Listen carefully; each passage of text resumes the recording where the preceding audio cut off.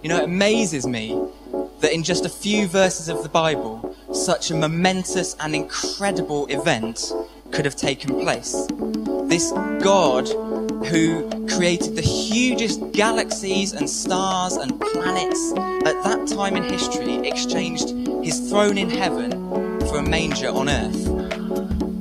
The King of all kings left heaven that night to sleep in a drafty barn. I can imagine a family that lived next door to that stable. They would have probably had a house full because they'd have all come together to be registered in the census. And in the middle of their night, as they sleep in their house next door to the stable, they hear a baby crying from the animal shed next door.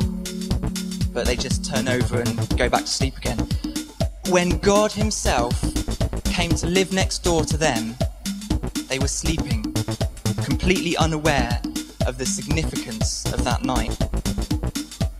You know, 30 years later, this baby is now a fully grown man, but he's been sentenced to death outside Jerusalem.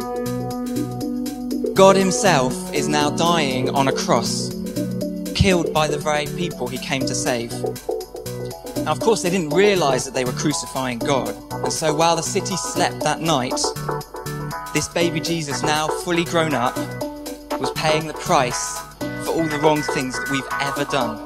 The tragedy is that those for whom he came to die for missed what he was doing for them. And so for the second time in Jesus' life, the city had no room for its king.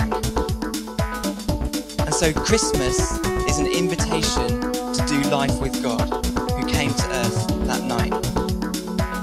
Don't miss out what God did for you on the cross that day. Christmas is an invitation to allow Christ to be number one in our lives. So wherever you are this Christmas, whatever you're doing, don't miss God. He stands and waits, longing for a relationship with the people he came to save. And that's what Christmas is all about. That's why God exchanged his throne for a manger.